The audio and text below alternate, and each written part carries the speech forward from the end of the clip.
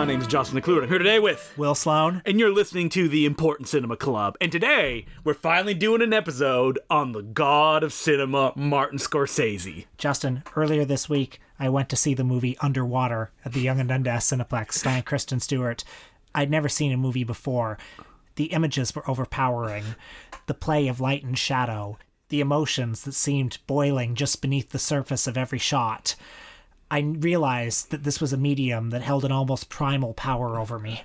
Whoa, Marty, you're here? Yeah. And you're a big fan of Underwater, the, I guess, K-Stew joint? Yeah. You know, that's a riff that's going to date this podcast instantly, because Underwater, which opened the second week of January 2020, is probably already forgotten by the time this episode drops. Probably. But you know what? It doesn't matter, because Martin Scorsese thinks that we should archive it and have it for history, because who knows what will be the important films of the future. You know, it's been 197 episodes, and it's taken us this long to get to the god Marty. Yes. And one of the reasons is, you know, you and I, we like Martin Scorsese, but one of the reasons is that what's a way to talk about him that isn't really boring? There is no way, except for the one that we're doing today. Right. We're going to talk about him as a cinephile, because he is, I think, more so than even Quentin Tarantino, the quintessential cinephile director. When you think of that auteur who respects cinema and builds off of cinema, I think that Martin Scorsese, not just in the movies that he makes, but in the acts that he does in preserving these films, he is that guy. He's one of the few filmmakers who I believe has really changed and helped shape the canon, not just through the films that he makes, but through his advocacy of other filmmakers. He's also, I think, as an ambassador for cinema, just an absolute good. He represents goodness in cinephilia. His taste is constantly open and evolving. Even in his 70s, he seems to always be on the lookout as a cinephile for new horizons. You know, there's been much debate over the last year about him as a director. Has there? Well, sorry, I'm on Twitter and my brain gets broken. But, you know, he has his dissenters. There are those who say that his films are, you know, very masculine films, that he's not interested in women.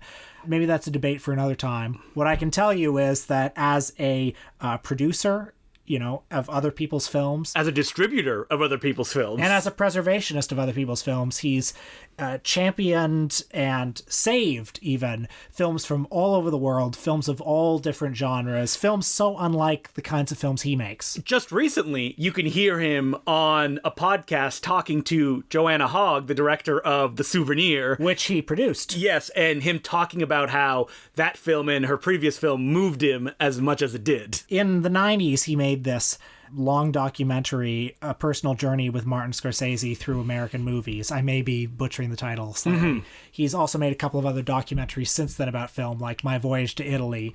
And he's just given so many interviews over the years that I feel like his cinephilic journey, it's almost like a folktale at this point.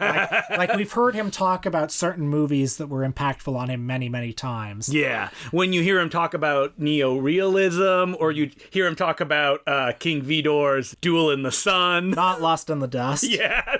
And you can see his personality come through him just talking about these movies. And I think that what's important about him as a cinephile is that his cinephilia is not specifically like the love for movies just because they're movies. When he talks about them, he often speaks about the emotional impact that they had on him and how his emotions kind of evolved and changed through the experiences with these movies. As I was revisiting A Personal Journey this week, I realized that it truly is kind of an autobiographical work, you know, this journey through American cinema, because movies are like, the emotional journey that he went through in movies is the same emotional journey that he explores in his films.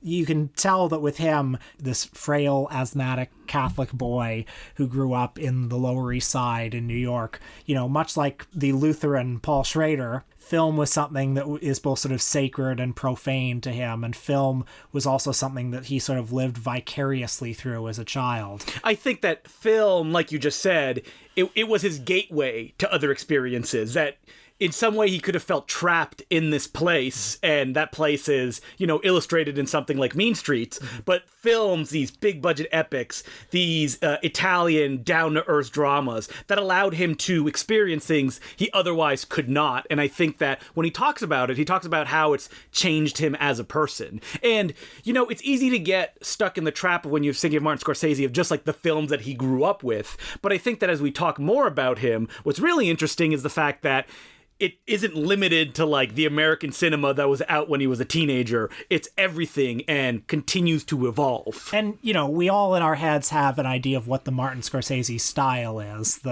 Basically, it's the Goodfellas Casino style. AKA, and he's admitted this himself, what he ripped off from Jules and Jim, François Truffaut's film. But I think also as he grows older, like you can see other influences starting to, make themselves felt in his cinema. Silence, for instance, draws a lot from Asian films. The Irishman, a slower, more meditative experience, draws a lot from Jean-Pierre Melville. I mean, throughout his entire career, you could just look at something like Kundun, and like that's inspired by, like you said, a lot of Asian films, but also stuff like Jean Renoir's The River, which he holds it very dearly in his heart. I mean, it's easy to get lost in the films that are like big and brash, like even like The Aviator, which is like old Hollywood, right? That's what you think of when you think of Martin Scorsese. But I think as a cinephile, the more you kind of look into the stuff that he talks about, like through his World Cinema Project, the more you discover that, oh wow, no, he actually champions everything in the world, specifically stuff that can disappear and will be gone forever if someone like him didn't step up and save it. Well, the World Cinema Project, which he started in 2007, its mission statement is something along the lines of to preserve and make available movies from countries where film preservation is quote-unquote not the top priority. Well, the World Cinema Project is actually kind of the offspring of his film foundation that started in the 90s, which had people like Francis Ford Coppola, Robert Redford. Yeah, like Robert Redford really cared. He just signed something. Some money. Clint Eastwood was on that as well. And what Martin Scorsese discovered is that like films that were printed on color stock early on, the cheaper one, the colors faded and they disappeared. And none of the studios were doing anything to preserve those films that were starting to deteriorate, that the negative was going to be unusable in a few years. I mean, the Film Foundation like to say that like 50% of the films made before 1950 are just gone completely. And to that point about fading film stock, there are enormous numbers of movies where if you go see a 35mm print in a rep cinema, like if it was on the cheap film stock, it's turned red. Yeah, just the colors have all been leached out of it. How many times have you gone to see a movie in a rep theater where it was anytime red? I go see something that's like an exploitation film and it's made like before 75, which is when like the stocks changed, there's a good chance it'll be a red print. Well, I mean, I went to see Fitzcarraldo once, which New World Pictures put out in the 80s, and that had turned red. Yeah, so well, clearly New World Pictures probably put it on the cheapest stock that they could. And it's frustrating because, you go see it, you go see a movie like that, and if you can't even see the color of it, you may as well just put it on a DVD. Well, in the 90s, when Scorsese was doing this project, trying to find these films and just preserve them, that was important. But what's even more important now is that, stuff is being digitalized, but there's still no archival process that is the norm. And no one knows how long digital stuff will last. Right. Just because you've done a scan doesn't... And also technology changes, right? Yeah. Like today's glorious 2K transfer may not look, it's not the original. It may not look good on the next system, right? And you need people like that. I feel like I'm talking about like, we need billionaires to do this good stuff. Well, I mean, the system as it is right now, basically we're at the mercy of benevolent billionaires to fund projects like or this. Just benevolent people in power like Martin Scorsese who can push studios to do this stuff, because people need to understand that studios don't care about their old films. Well, like, we've talked about this before. Even a film like Speed Racer, which opened on IMAX film everywhere, was only one IMAX print left. Or, for example, A Perfect Getaway, a film that David Towie made, which was considered kind of disposable when it came out. From 2009, right? Yeah. No more prints exist of it. Wow. They're just gone. The studio's like, we junked them all. We were talking recently to someone from E1. They had a whole bunch of rare Canadian stuff.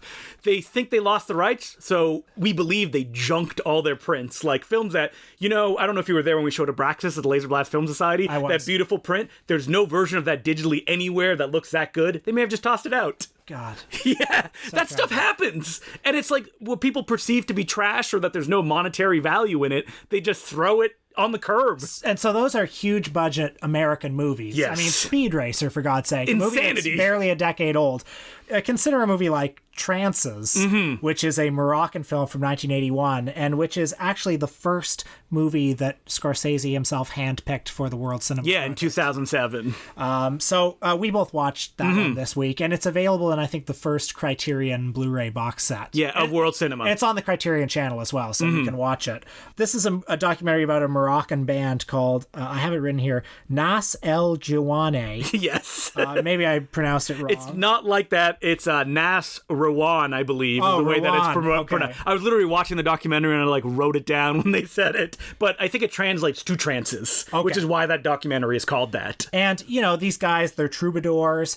They go from town to town. It's sort of like song stories that they do, but also there's Like a hypnotic and like a politically inflamed and kind of sociological bent to everything. And like this film, which is in essence a concert documentary with inserts of them kind of talking and hanging out. I gotta admit that when I watch this, and I saw this in your review too, like it's not the music that we listen to. In fact, it's probably very foreign to both of us. Yeah, so I mean, I didn't really enjoy the music, but I feel like that's my problem. And Yes. the movie is all music, so look, this movie's not for us. But I was interested in watching an interview with Scorsese that's on the Criterion channel as part of a little documentary. He's briefly interviewed in it, and he talks about he was very much attracted to the film's soundscape. He liked the interplay of the language and the acoustics and the strings, and also the electricity of the concert footage. You know, we see how alive the audience is when they see the band, and there's even a concert where, you know, or a couple of concerts where the audience comes on stage and we see them sitting in the bleachers behind the stage. They're not supposed to be there. The security is there manning the stage, but the connection between the audience and the performers is so powerful. And Scorsese is, you know, very much interested in the electricity of a live music setting. You can see it in Shine a Light or The Last Waltz. The Last Waltz. Well, you know, when you say that, like, it's not for us, it's because we have no relationship with this kind of stuff, because this Moroccan music and this Moroccan society is never given to us at any point culturally, ever. And we also don't have a lot of context for the politics of the film. In the movie, it's mentioned that, you know, this band, who they're sort of considered like the Rolling Stones of Morocco, they're sort of synonymous with a lot of people in Morocco as being, you know, linked to their revolution. So they are the sound of freedom, basically. And what's important about a documentary like this, I feel, is that it would have disappeared if someone had not stepped in and preserved it. The way that Martin Scorsese actually saw it for the first time, the history of it is crazy, is that he and Thelma Schoonmaker were editing King of Comedy, and, you know, they were editing only at night, and when this film played at a few festivals, it was picked up by Night Flight, which was like this late night cable access show that would play like movies and music videos. And while they were editing at night, they would have this TV on, and suddenly this documentary came on, and Scorsese was like, "What is this?" Which is a great example of how this stuff is discovered, that it literally goes to the lowest common denominator, the like midnight to like 6 a.m. slot. And that's how this stuff is discovered, because the people that are in power think that it has no value. Oh, very interesting. Yeah. And, you know, it's important that it's on this World Cinema Project box set, whether we like the music or not, because you get a picture into something that otherwise you would never see. Exactly. Yeah. And the fact that Martin Scorsese is like putting this out in the world in an easily accessible form, whether through that Blu-ray box set or if you go on the Criterion channel, I think is incredibly important. And like, you know, we may say, I don't know if it's for us because we have no experience with it. There's other stuff on this box set that like, oh, maybe it will be for us, but it wouldn't be for somebody who gets trances. Exactly. And there are other films in there like Tuki Buki, which I haven't seen yet, but I Oh, it's great. to. Yeah. I mean, that's a film that its reputation has risen a lot in recent years. Just because it was featured on that box set. Yeah. And that's a filmmaker as well, that he made this movie. He didn't really know how to make a movie, but he put it out there in the world. And I think it won some awards around and it was maybe released a DVD or VHS, but I think it's important for them to be kind of just preserved in the correct way, because eventually if they just exist on some crummy DVD, they'll just disappear because people think that this doesn't really have value, or if it's on this cheap thing, it'll probably be available somewhere else, when the reality is it's not gonna be. I mean, yeah, there's like Turkish films, I believe. There's an Edward Yang film, Taipei Story. Yeah, there's also the first film by Apichatpong Weerasethakul. Yeah, I threw it to Will so he could pronounce that name. And Scorsese actually talks about how, well, this is a new film, like it was late 90s, early 2000s. Why does it need to be preserved? And he's like, well, it was shot on Super 16, and the technology to kind of capture it and make sure that it exists was disappearing, and that if we hadn't done this when we did it, the movie could have just disappeared. And, you know, we're talking about the Warp Cinema Project, which I think is like the main focus of Scorsese now. And as a preservationist, that's what most people talk about. But even like back in the 90s, he was saving movies left and right as they were coming up. So we're going to get to one of the movies that he's really championed. I want to talk just a little bit more about the personal journey through American film. In the way he describes his cinephilia, it illuminates some of the central conflicts that are, and some of the, I guess, aesthetic dilemmas or the themes that recur in his own filmography. There's a part in the documentary where he says, and I'm quoting, "The key issue for me was, what did it take to be a filmmaker in Hollywood? Even today, I still wonder, what does it take to be a professional or maybe even an artist in Hollywood? And how do you survive the constant tug of war between personal expression and commercial imperatives? What is the price you pay to work in Hollywood? Do you end up with a split personality?" So Scorsese in the documentary talks about how he views film primarily, ultimately, as a means of personal expression. And yet he's clearly also fascinated by genres. He's fascinated between the balance of art and commerce. And he likes limits and impositions. Well, Scorsese always likes to say in interviews that, wouldn't it have been great to work in the studio system, that they would force you to make movies, that you'd come in from 9 to 5, they'd give you a script, and whether you like it or not, like Michael Curtiz, you'd have to hit that studio floor and start shooting. I wonder what kind of art I could have made like that. One thing I'll say for him is that in a lot of his filmography, you can see him trying to adapt to different genres. There's Shutter Island, where he obviously draws a lot of influence from Val Lewton horror films. There's Goodfellas, The Departed. These are gangster movies in the gangster tradition. He even compares them to movies like White Heat.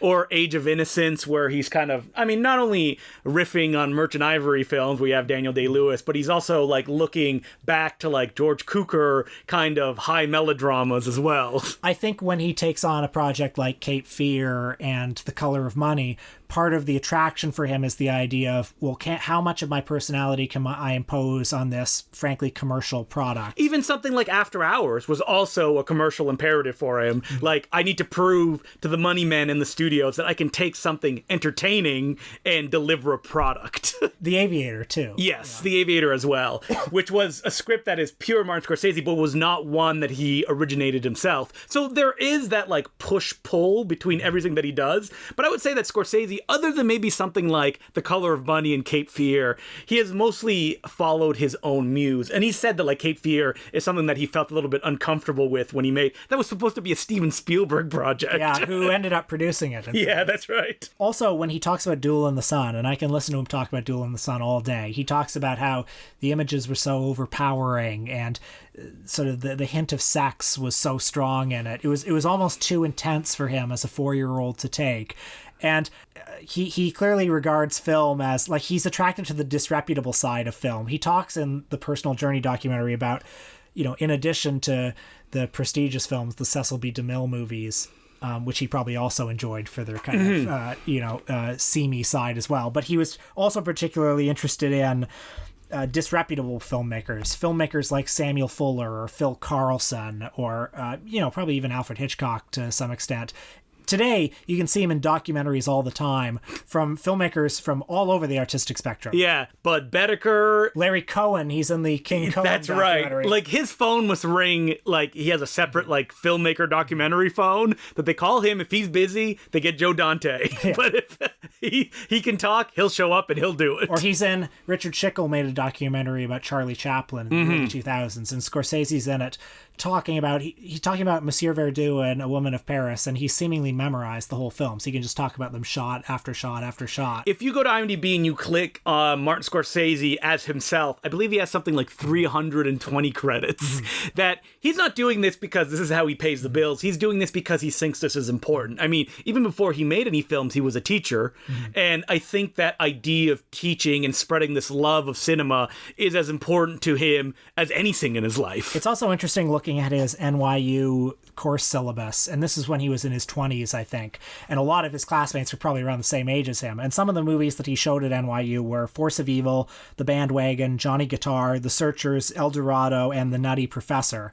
These are movies that are sort of canonical at this point, right? They don't seem like that adventurous choice But now. they weren't at that time. At that time, they were disreputable. Yeah, exactly. Especially something like Nutty Professor, which was a big hit. Right. And so, what, you're teaching it in university? Like that Jerry Lewis, that crazy guy? Ugh, to get Joe Dante and Martin Scorsese in a room just to talk about Jerry Lewis. What a thrill that would be. But yeah, he's interested, like in those films, he was interested in a lot of cases, the genres they represented and how those genres would evolve over time.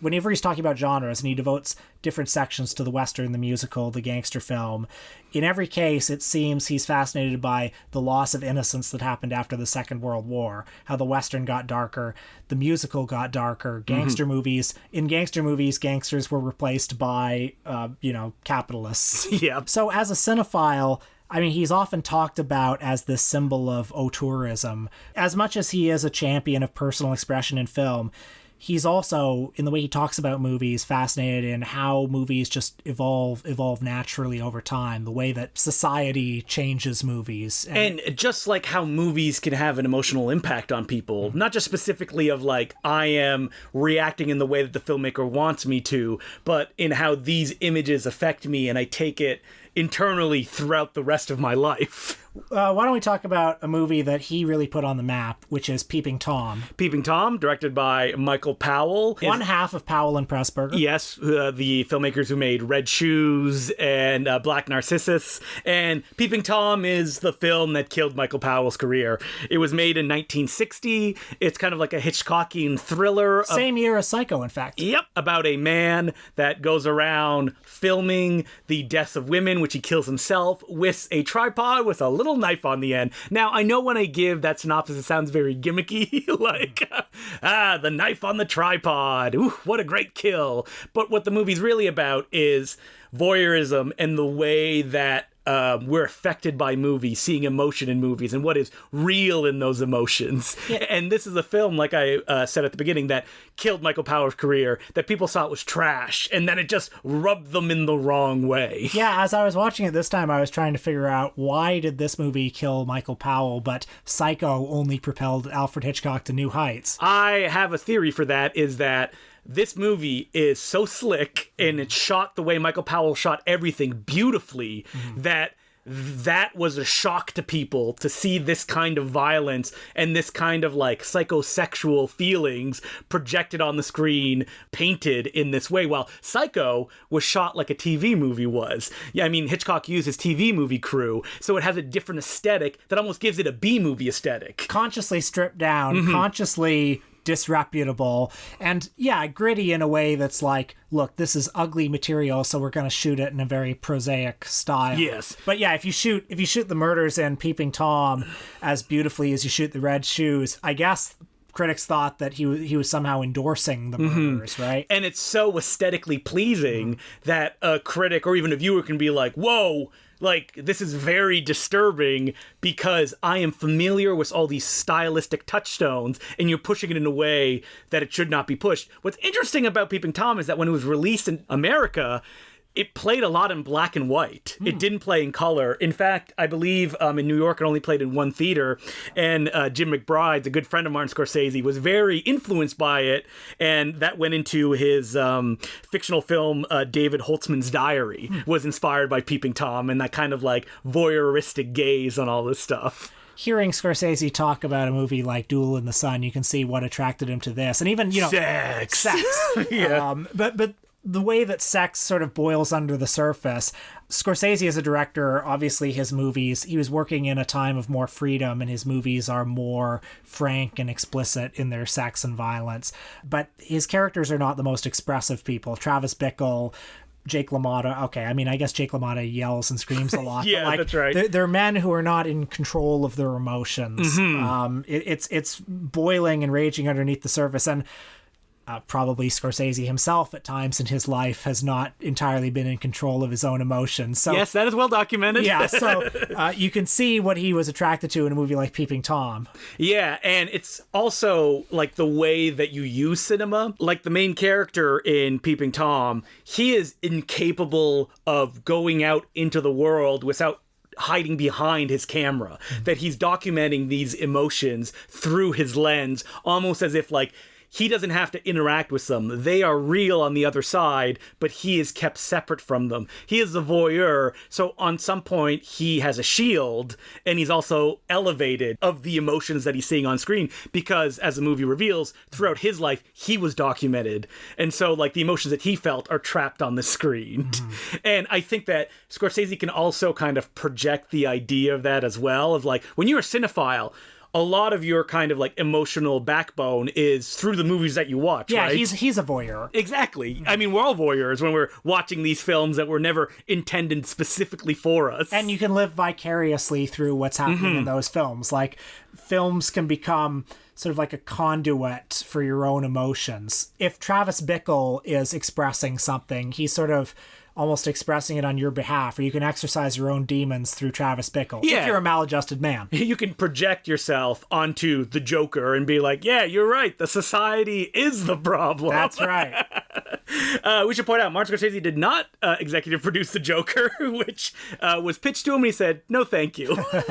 So, you know, Peeping Tom is a film that, you know, because it tanked, it was kind of forgotten. Michael Powell did direct a bunch of films afterwards, but it wasn't until the company Correns came and visited Scorsese and said, hey, we hear you like this movie. We'd like to distribute it again. Can you give us money to do that? And he said, yeah, sure. And he gave him the money and allowed it to go back into the world and to be rediscovered in these newly struck prints, which allowed people to see it in a way that they never had before. Before we leave Martin Scorsese forever, I'd like to... Forever. Rest in peace, Marty. Yeah, gone too soon. I'd like to read from a couple of things that he wrote. One is from a recent introduction that he gave to a book on Korean cinema. It's called Virtual Hallyu, Korean Cinema of the Global Era. He begins by saying, to find a filmmaker or group of filmmakers with a new approach to film language, new answers to the question of what a movie is and what it can be, it's one of the most rewarding aspects of movie culture. The pictures coming out of Iran and Taiwan in the 1990s, for example, required an adjustment. I remember watching them for the first time, seeing that they were urgent, passionately made, and I quickly understood that I would have let the pictures themselves guide me, teach me their grammar, show me the way to their secrets, and to cultural experiences and givens shared by different filmmakers. The great Korean cinema of the late 90s and 2000s crept up on me, slowly and without warning. Hong Sang-soo's The Day a Pigeon Fell into the Well was a deceptively unassuming picture made with great assurance. He later goes on to say, Park Chan-wook's sympathy for Mr. Vengeance, like his subsequent pictures Lady Vengeance and Old Boy, seemed to come out of a different strain of genre filmmaking. American drive-in movies, J-horror, Shaw Brothers martial arts epics. But the violence and action and chaos became expressive instruments, and the films were as ferocious as a great Eric Clapton guitar solo. But lingering in the background was that same unease and melancholy that I recognized in the other pictures. He goes on to talk about a lot of other movies, but that gives a sense of the way his mind works and the breadth of knowledge about film he's able to bring. Can you imagine Marty sitting down and like watching a Shaw Brothers movie? He's like, oh, there's a Chang Che film that I haven't watched. Reel it up and let me watch it. I mean, clearly he knows what they are. Yeah, clearly he does. He's seen them. And the other one is from the 90s. It was a letter to the editor that he wrote to a newspaper. I'm not certain what the newspaper is, but this letter to the editor has been widely quoted. The article was called, Excuse Me, I Must Have Missed Part of the Movie. The article cites Federico Fellini as an example of a filmmaker whose style gets in the way of his storytelling, and whose films, as a result, are not easily accessible to audiences. Broadening that argument, it includes other artists, Ingmar Bergman, James Joyce, Thomas Pynchon, Bernardo Bertolucci, John Cage, Alain Resnais, and Andy Warhol. It's not the opinion I find distressing, but the underlying attitude towards artistic expression that is different, difficult, or demanding. Was it necessary to publish this article only a few days after Fellini's death? I know it's a dangerous attitude, limiting, intolerant. If this is the attitude toward Fellini, one of the old masters, and the most accessible at that, imagine what chance new foreign films and filmmakers have in this country. It reminds me of a beer commercial that ran a while back. The commercial opened with the black and white parody of a foreign film, obviously a combination of Fellini and Bergman. Two young men are watching it, puzzled, in a video store, while a female companion seems more interested. A title comes up. Why do foreign films have to be so foreign? The solution is to ignore the foreign film and rent an action-adventure tape filled with explosions, much to the chagrin of the woman. And he concludes the letter to the editor, which goes on for a little bit longer, by saying, if you accept the answer in the commercial, why not take it to its natural progression? Why don't they make movies like ours? Why don't they tell stories as we do? Why don't they dress as we do? Why don't they eat as we do? Why don't they talk as we do? Why don't they think as we do? Why don't they worship as we do? Why don't they look like us? Ultimately, who will decide who we are? I agree with Martin Scorsese. I mean, at the end of the day, what Marty is championing is like humanism, right? That you're open to every experience in the world, and you can do it through movies, the most accessible form of that, which I think is important, and I think that it's something that people don't talk about him when they talk about him as a cinephile. So Martin Scorsese, come on the podcast. Yeah, let's have you on here. We'll have a chat. Listen, you can fly us up to New York if you don't want to come down here. We'd be open and visiting you. All right, so, we said that was it for Martin Scorsese, but we lied, because we're doing a Patreon episode on, is it his most ignored film? Well, it's widely seen, but one of his less loved movies. One of the ones that everybody sort of says, oh yeah, that one. Which you did last week. Yeah, Gangs of New York. So, did we like it? Did we hate it? Well, you're going to have to listen to the episode to find out. It's at patreon.com/The Important Cinema Club. $5 a month, and you can become a subscriber. You'll get it, and you'll get everything else that we've done before then. Hundreds of episodes on all types of deep cut topics and also stuff we love. Mostly stuff we love, which is also deep cut topics. So, as for letters, which you can send us at importantcinemaclubpodcast@gmail.com, the first one is from Lucinda Mason, and it goes, Indian Cinema Recommendations. Hi, Justin and Will. Thanks for your great show. Well, thank you for listening. I started listening to your podcast from your Roberta Findlay and Penelope Spheris episodes. Loved them both. And now I listen as often as I can. Sad to hear that your female director episodes are your least downloaded, but please keep doing them. They're may not great. Be true, even. Is it? It is. It is, yeah. Never mind. They're great. And I would love it if more people got into their films. I mean, we try to do all those foreign filmmakers so we can be like, no, these are at least listened to now. Also, even more porn episodes, please. Hey, I'll do it if you want it. Or at least a nudie cutie episode as a treat.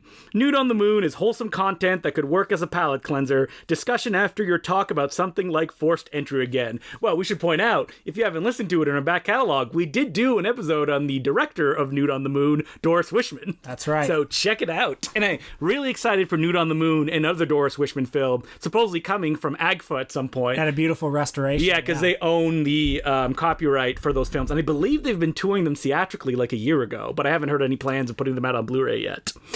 And the letter continues, on another note, you two are some of the few people I see online talking about Indian cinema. You've inspired me to watch more Indian films, but I don't know where to start. Any recommendations from you two, either specific films or places to get ideas, other than just browsing Amazon Prime, because there's just so much stuff on there. Thanks again for the great work, Lucinda. Well, I mean, we got to say that we are sheer novices when it comes to this stuff. Yeah, like we're kind of shuffling in the dark too. There are some books out there that yeah, but they're not like that, like user-friendly, if you know what I mean. There's a coffee table book that I've used called Bollywood, the Films, the Songs, the Stars. You can find it on Amazon, I think, which is a decent, like, beginner's rundown. I mean, some of the classics that, like, everybody always talks about are, like, Sholay, Dawn, Amar Akbar Anthony. Mother India as well. That's like a classic art house Hindi movie. And when we say Bollywood as well, me and Will have also been, like, discovering all these other sectors of Indian cinema, like Tamil cinema or Telugu cinema, or even Kannada cinema, which is called Sandalwood, which is a whole other film industry. I think Netflix right now has Om Shanti Om with Shah Rukh Khan. That is a great entry point. Om Shanti Om is also a love letter to Bollywood. That's right. So there's that whole musical sequence in the middle where it's just a parade of stars coming out, and you're not going to know who all these stars are. You're like, who is this? But it's still fun. I also recommend Doom 2, DHOOM 2. Doom! Which is a fun action movie of the mid-2000s that's a good, entry point. I mean, just recently, me, Will, and some of my friends have been making an effort to go to the Indian cinemas around Toronto. So we'll probably be updating you with new ones that have recently come out. If you don't follow me on Letterboxd, do it, because I'm trying to watch as many Indian films as I can, and you can see the ones that I like and I didn't like. Like just recently, I really enjoyed Saho, which me and Will and we've talked about before.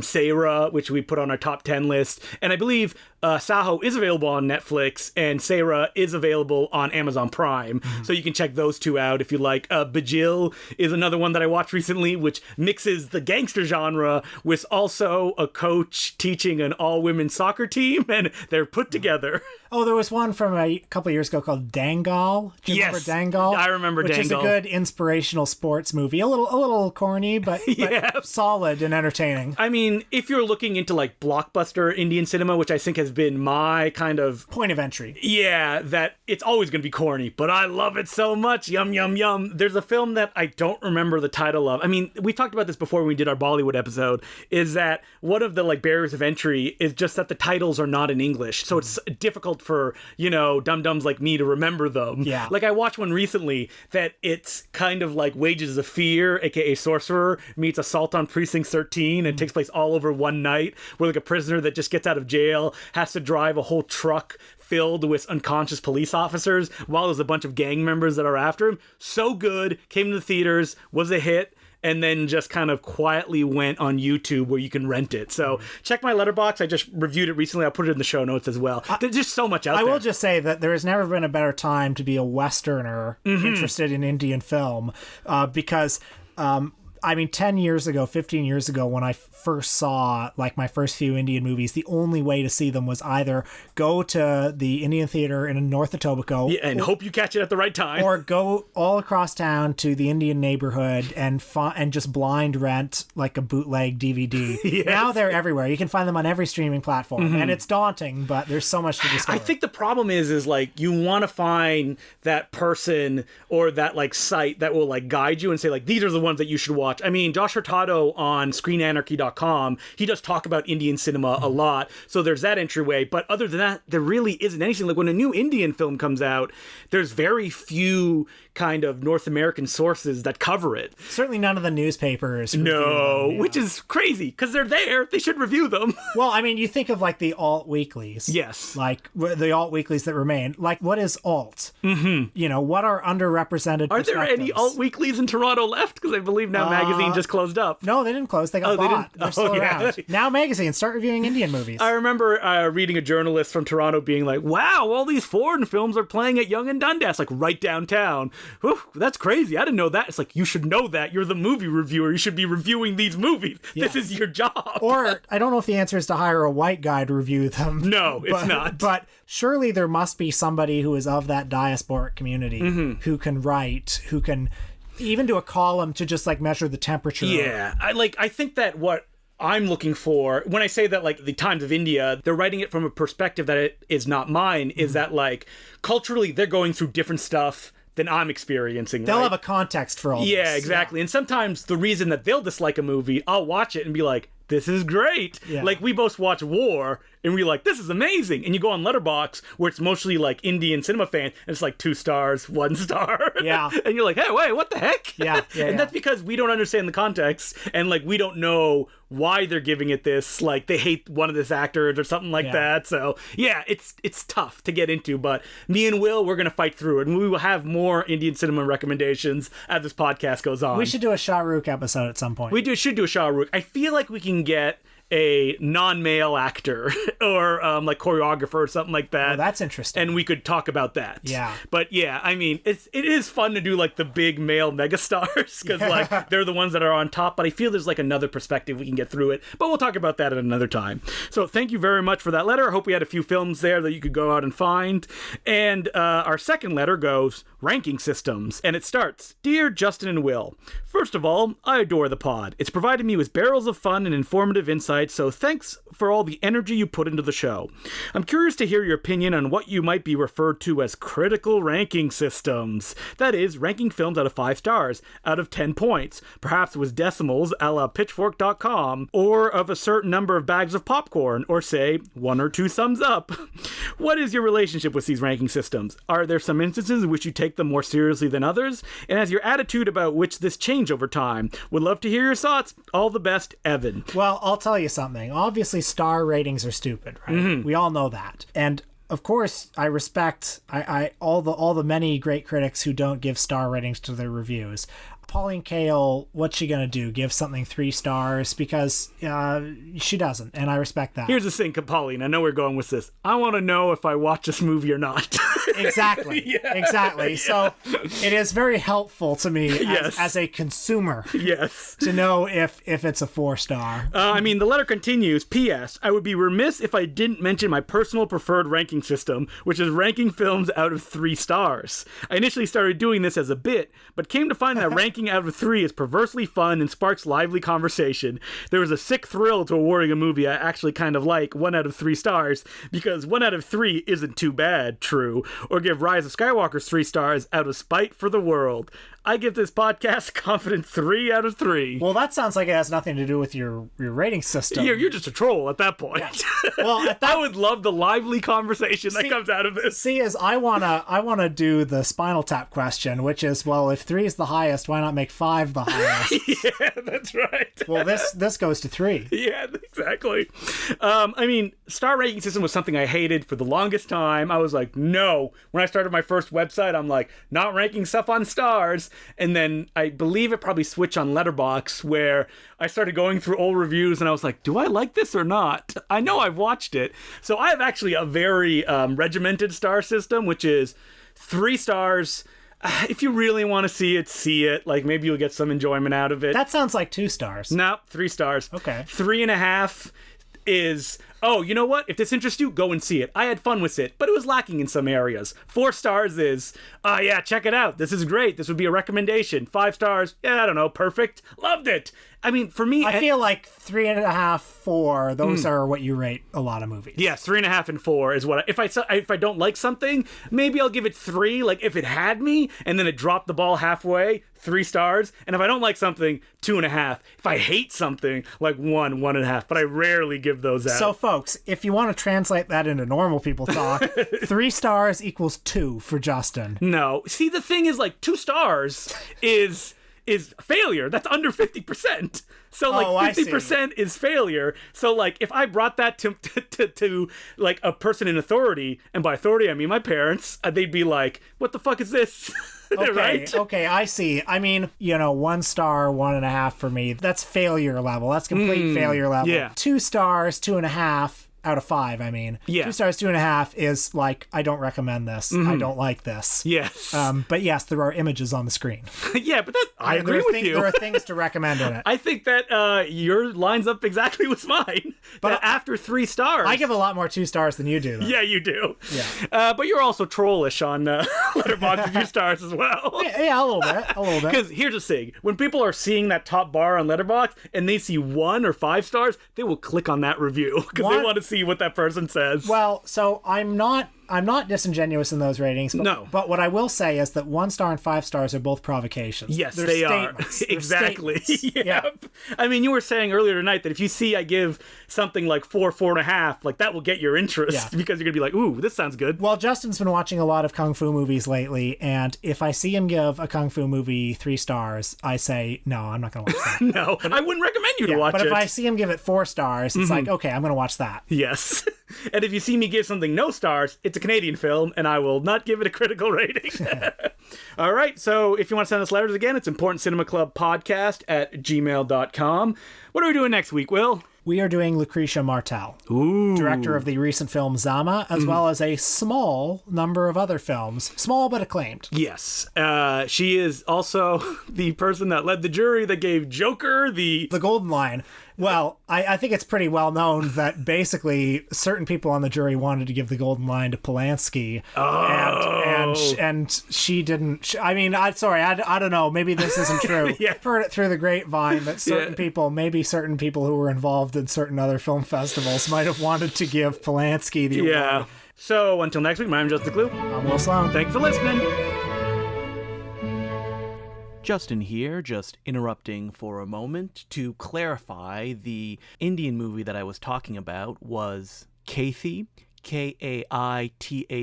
It came out in 2019. It's the one that I described as Wages of Fear meets Assault on Precinct 13, and it's currently available for rent on YouTube. I'd also like to thank all of our new Patreon subscribers. So that includes Tom Golden, James Majur, Sean Kelly, Matthew Hemsley, Vincente Perez, Harry Westergaard, Phil Moore, Joshua Clark, John Carter, Josh, Alex, and Glenn Stefani. Thank you very much for becoming Patreon subscribers. We could not do this without you. Also, for Patreon subscribers, I am doing a contest this month. I'm trying to do this more often. If you go to the Patreon page on the Gangs of New York episode, you will see I list a title of a Blu-ray I will be giving away in a draw.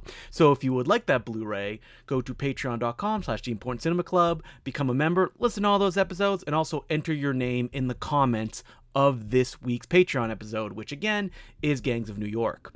And as per usual, if you could like and follow us on Twitter, Important Cinema Club, on Facebook, it would be greatly appreciated. I also talk about my letterbox, which is just my name, Justin Decloux, D-E-C-L-O-U-X. If you want to know everything that I'm watching, follow me on there, and you will get an inner look of the way too many movies that I consume on a daily basis. And with that, I'll return you to our regular scheduled programming. I got the Oscar fever. Hope you got it too. Is that a real song? That's from On Cinema. Oh, of course it is. So the Oscar nominations came out, and yep. Well, that's us for this week. Goodbye. Movies are back, folks, and they're better than ever. Have you written a tweet of "I've got Oscar fever" yet? Well, at various times I tweet something to the effect of that the Oscar race is heating up. Yeah, that's right. It just feels sort of immoral to have the Oscars, doesn't it? You know, it does. Against the backdrop of all this suffering and degradation.